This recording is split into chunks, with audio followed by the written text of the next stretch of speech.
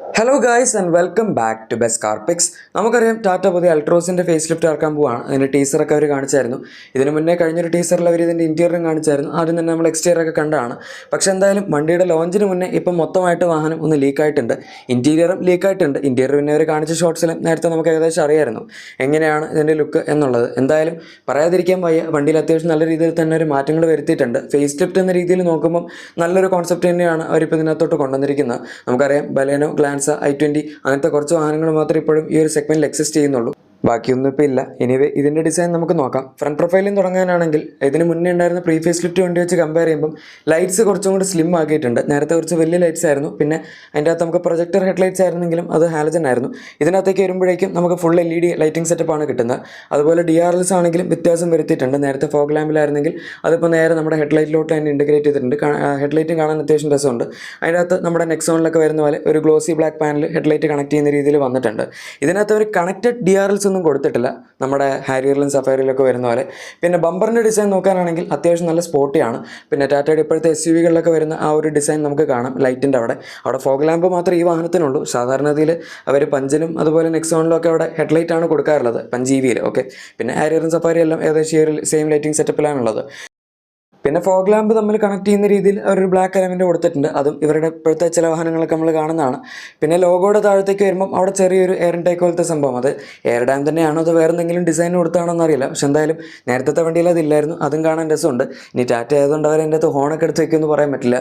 എന്തായാലും ആ സാധനത്തിന് നടുവിലായിട്ടാണ് നമ്മുടെ ഫ്രണ്ട് പാർക്കിംഗ് ക്യാമറ വരുന്നത്. ഫ്രണ്ട് പാർക്കിംഗ് മാത്രമല്ല, സൈഡിലും ഉണ്ട്. അത് ORVMൻ്റെ താഴെ ഒരു ചെറിയ ബൾജിങ് കാണാൻ പറ്റുന്നില്ലേ, 360° ക്യാമറയുടെ ബൾജിങ് ആണത്. ഫ്രണ്ടിലും മൊത്തം സറൗണ്ട് വ്യൂ ക്യാമറയാണ്, 3D വ്യൂ ഒക്കെ ഉണ്ട്.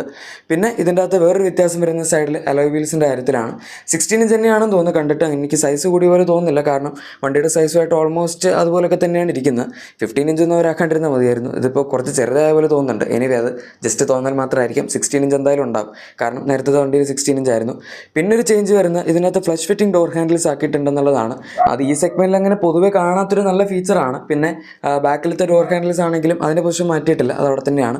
ഈ ഫ്ലഷ് ഫിറ്റിംഗ് ഡോർ ഹാൻഡിൽസിൽ അവർ ഇലക്ട്രിക് അഡ്ജസ്റ്റ്മെൻറ്റ് കൊടുത്തിരുന്നെങ്കിൽ നല്ലതായിരുന്നു. അതായത് നമ്മൾ അൺലോക്ക് ചെയ്യുമ്പോൾ അത് തന്നെ വരുന്ന രീതിയിലൊക്കെ. പക്ഷേ അത് കർവിൽ കൊടുത്തില്ലായിരുന്നു. ഇതിനകത്ത് കൊടുത്താൽ വളരെ നല്ല ഫീച്ചറായിരുന്നു. കാരണം ഇപ്പോൾ ഇത് കാണാനുള്ള ലുക്ക് മാത്രമേ ഉള്ളൂ. കർവിലൊക്കെ നമ്മൾ യൂസ് ചെയ്യുകയാണെങ്കിൽ അകത്തേക്ക് പ്രസ് ചെയ്ത് തുറന്നു വരുമ്പോഴേക്കും കുറച്ച് ടൈം എടുക്കും. പിന്നെ ആദ്യമായിട്ടൊക്കെ തുറക്കുന്നവരാണെങ്കിൽ യൂസ് ടു ആവാനും കുറച്ച് സമയം എടുക്കും. പിന്നെ ഒരു ചേഞ്ച് വരുത്തിയിരിക്കുന്നതിൻ്റെ ORVMസിൻ്റെ ഡിസൈനിലാണ്. നേരത്തെ ചിലപ്പോൾ നിങ്ങൾക്ക് ഓർമ്മ ഉണ്ടായിരിക്കും, ഇതിൻ്റെ സൈഡ് ഇൻഡിക്കേറ്റേഴ്സ് അവരൊരു ഡിസൈൻ എന്നുള്ള രീതിയിൽ ഫെൻഡറിലാണ് കൊടുത്ത്, ORVMലല്ലായിരുന്നു. പക്ഷേ ഇപ്പോൾ അവർ ORVM ഡിസൈൻ മൊത്തം മാറ്റിയിട്ടുണ്ട്. അതിൻ്റെ അകത്ത് മറ്റേ ക്യാമറയുടെ മൊഡ്യൂൾ കൊടുത്തു, അതുപോലെ സൈഡ് ഇൻഡിക്കേറ്റേഴ്സും കൊടുത്തു. അതും നല്ലൊരു ചേഞ്ചാണ്.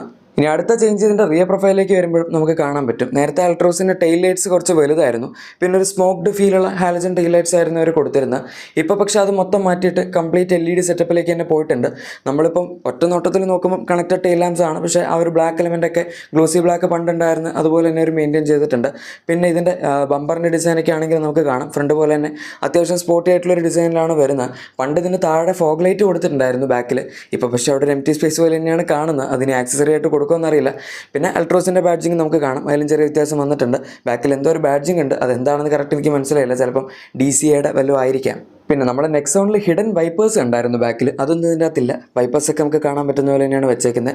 പിന്നെ ടെയിൽ ലാമ്പിൻ്റെ സൈഡിലോട്ട് വരുമ്പോഴേക്കും ചെറിയൊരു T പോലത്തെ ഡിസൈനാണ് കൊടുത്തിരിക്കുന്നത്. T ഇങ്ങനെ ലെഫ്റ്റ് സൈഡിലോട്ട് ചരിച്ച് വെച്ചവരുണ്ട്, ലെഫ്റ്റ് ആംഗിളിൽ നോക്കുകയാണെങ്കിൽ. എനിക്കത് പേഴ്സണലി നമ്മുടെ നെക്സോണിൻ്റെ പ്രീ ഫേസ് ലിഫ്റ്റ് വേർഷനിലൊക്കെ ഉണ്ടായിരുന്ന പോലെ തോന്നി. അതായത് ഏകദേശം അതുപോലത്തെ ഒരു ആംഗുലർ LED ലൈറ്റിംഗ് ആയിരുന്നു അതിൻ്റെ അകത്ത് വന്നിരുന്നത്. എനിവേ ടാറ്റയുടെ ട്രൈയാരോ പാറ്റേൺ ആയിരിക്കാം അവർ ചിലപ്പോൾ ഇവിടെ ഫോളോ ചെയ്യുന്നതായിട്ട് പറയുന്നത്. എനിക്കത് അത്ര ഞാൻ അതിൻ്റെ വലിയൊരു ഫാനല്ല, വേണമെന്ന് കണക്ട് ചെയ്ത് കൊടുക്കായിരുന്നു. ഒരു ഗ്യാപ്പ് വന്നൊരു തോന്നുന്നു പെട്ടെന്ന് നോക്കുന്ന സമയത്ത്.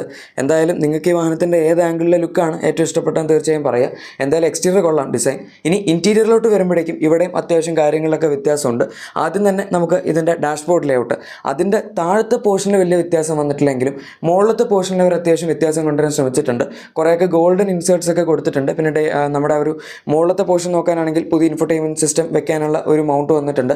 അതുപോലെ തന്നെ AC വെൻസിൻ്റെ ഡിസൈൻ അവർ മൊത്തമായിട്ട് മാറ്റിയിട്ടുണ്ട്. അതിപ്പോൾ സൈഡാണെങ്കിലും അതുപോലെ തന്നെ നടുവിൽ വരുന്നതാണെങ്കിലും വ്യത്യാസമുണ്ട്. പിന്നെ ഒരു ഗോൾഡൻ ഇൻസേർട്ട്, ഇതിൻ്റെ ബ്ലാക്ക് ഇൻസേർട്ടിൻ്റെ മുകളിലായിട്ടും അവർ കൊടുത്തിട്ടുണ്ട്. അങ്ങനെ മൊത്തത്തിൽ കുറച്ചൊക്കെ വ്യത്യാസങ്ങൾ ഇതിൻ്റെ ഇൻറ്റീരിയറിൽ നമുക്ക് ഡാഷ്ബോർഡ് ലേഔട്ടിലും പറയാം. മൊത്തമായിട്ട് അവർ അതുപോലെ തന്നെ വിട്ടിട്ടില്ല. പക്ഷേ താഴത്തെ പോർഷനൊക്കെ സെയിം ആണ്. ഈവൻ അതിൻ്റെ കളർ തീം ആണെങ്കിലും ഓൾമോസ്റ്റ് സെയിം ആണ്. ഇതൊരു ട്രിപ്പിൾ തീം ടോൺ എന്ന് വേണമെങ്കിൽ പറയാം.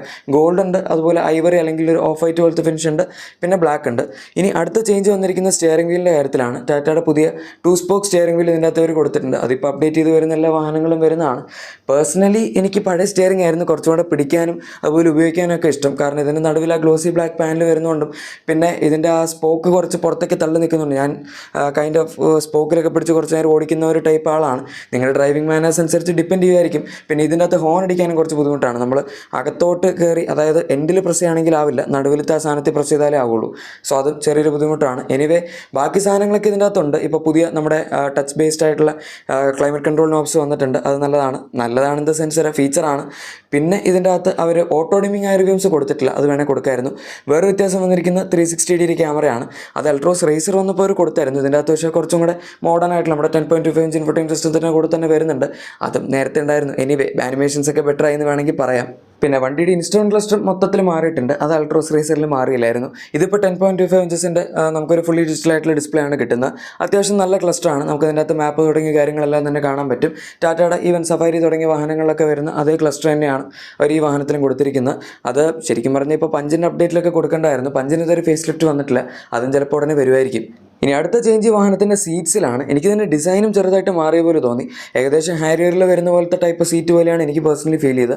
പിന്നെ അതിൻ്റെ സപ്പോർട്ടൊക്കെ ആണെങ്കിലും കാണുമ്പോൾ തന്നെ നല്ല രസമുണ്ട്. ഫ്രണ്ട് വെന്റിലേറ്റഡ് സീറ്റ്സ് ഉറപ്പായിട്ടും ഈ വാഹനത്തിലുണ്ടാകും. അത് സീറ്റിൻ്റെ ഡിസൈൻ കണ്ടാൽ തന്നെ നമുക്ക് മനസ്സിലാവും. ഏകദേശം അതുള്ള പോലെ തന്നെയാണ് ഇരിക്കുന്നത്. ഹെഡ് റെസ്റ്റ് ഒക്കെ ആണെങ്കിലും കാണാൻ രസമുണ്ട്. അതായത് സീറ്റിൻ്റെ പാറ്റേൺ വരുന്ന നല്ല രസമുണ്ട്.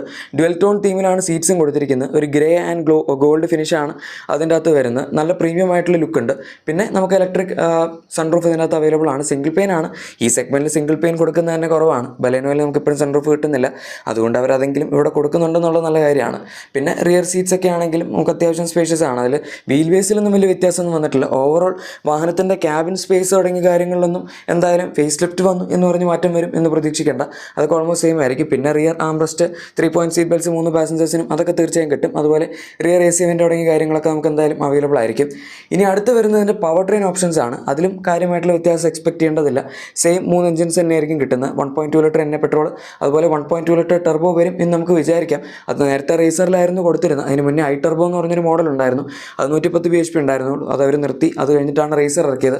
റേസറിൽ 120 bhp ആയിരുന്നു. നെക്സോണിൻ്റെ അതേ ട്യൂൺ. പക്ഷേ അതിനിപ്പോൾ റേസറായിട്ട് കണ്ടിന്യൂ ചെയ്യുമോ അതോ ഒരു അഡീഷണൽ ടെർബോ എന്നുള്ള ട്രിം പോലെ കണ്ടിന്യൂ എന്നുള്ളതൊക്കെ നോക്കേണ്ടി വരും. പിന്നെ 1.5 ലിറ്റർ ഡീസൽ എഞ്ചിനാണ്. അതെന്തായാലും ഉണ്ടാവും. 90 bhp ആണ് പവർ വരുന്നത്.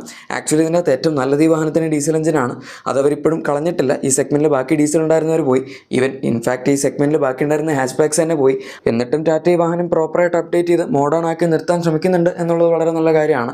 ആൻഡ് ആ മോഡേൺ ആക്കുന്ന കാര്യത്തിൽ അവർ അത്യാവശ്യം നന്നായിട്ട് സക്സസ്ഫുൾ ആയിട്ടുണ്ട് എന്ന് നമുക്ക് പറയാം. ഇപ്പോഴത്തെ വണ്ടികൾ എപ്പോഴും വരുന്ന പോലെ ഇപ്പോൾ ഞാൻ വിചാരിച്ച അൾട്രോസിൻ്റെ ഫേസ് ലിഫ്റ്റിൽ അവർ മിക്കവാറും സ്പ്ലിറ്റ് ഹെഡ് ലൈംസ് ഒക്കെ കൊടുത്ത് എന്തെങ്കിലുമൊക്കെ പോലെ ആക്കുമായിരിക്കുന്നു, പറഞ്ഞൊക്കെ അവർ ചെയ്ത പോലെ. പക്ഷെ എന്തായാലും അങ്ങനെയും ചെയ്തിട്ടില്ല. ആ ഒരു സെയിം ഡിസൈനിൽ തന്നെ കുറച്ച് എവല്യൂഷണറി മാറ്റങ്ങളൊക്കെ വരുത്തി അത്യാവശ്യം നല്ല രീതിയിൽ തന്നെ അവർ മെയിൻറ്റെയിൻ ചെയ്തിട്ടുണ്ട് അതിൻ്റെ ഡിസൈൻ. പിന്നെ ഇതവർ പൊതുവെ ടെസ്റ്റ് ചെയ്യുന്നു, അല്ലെങ്കിൽ ഒരുപാട് കാലം ടെസ്റ്റ് ചെയ്തതായിട്ടും കണ്ടില്ല. പെട്ടെന്ന് തന്നെ ഇതിൻ്റെ സ്പൈ ഷോട്ട്സ് വന്നു, ഫേസ് ലിഫ്റ്റ് അൾട്രോ സ്പൈഡ് എന്നൊക്കെ പറഞ്ഞ്. അത് കഴിഞ്ഞ് പിന്നെ 2-3 മാസത്തിനുള്ളിൽ തന്നെ വണ്ടി ഇറങ്ങി. ഇതിൻ്റെ റിവീൽ അവർ മെയ് 9 പറഞ്ഞിരിക്കുന്നത്. അതിന് മുന്നേ തന്നെ ഇപ്പം വണ്ടിയുടെ എല്ലാ കാര്യങ്ങളും നമുക്കറിയാം. ഇനിയിപ്പോൾ പ്രത്യേകിച്ച് റിവീൽ ചെയ്യാൻ എന്തുള്ളതെന്നറിയില്ല. ഈ വരുന്ന മെയ് 21 ഈ വാഹനത്തിൻ്റെ ലോഞ്ച് വരുന്നത്. അതായത് പ്രൈസ്, ഡെലിവറി മെയ് 25 മുതലൊക്കെ കൊടുത്തു തുടങ്ങുന്നതാണ് അവർ പറഞ്ഞിരിക്കുന്നത്. ഇതാണ് ഗൈസ് നമ്മുടെ പുതിയ അൾട്രോസ് ഫേസ് ലിഫ്റ്റിൻ്റെ അപ്ഡേറ്റ്. നിങ്ങളുടെ ഇതിനെ പറ്റിയുള്ള അഭിപ്രായം താഴെ കമൻസിൽ പറയാം. അതുപോലെ നിങ്ങളുടെ എക്സിസ്റ്റിംഗ് വാഹനത്തിന് എന്തെങ്കിലും ആക്സസറീസോ ക്ലീനിങ് പ്രൊഡക്ട്സ് വേണമെങ്കിൽ നമ്മുടെ ഡിസ്ക്രിപ്ഷൻ അല്ലെങ്കിൽ പ്രൊഡക്റ്റ് ടാഗ് തീർച്ചയായും ചെക്കൗട്ട് ചെയ്യുക. വീഡിയോ ഇഷ്ടപ്പെട്ടെങ്കിൽ മറക്കാതെ ലൈക്കും സബ്സ്ക്രൈബും ഷെയർ ഒക്കെ ചെയ്ത് നമ്മൾ സപ്പോർട്ട് ചെയ്യുക. Thank you for watching my video and good bye.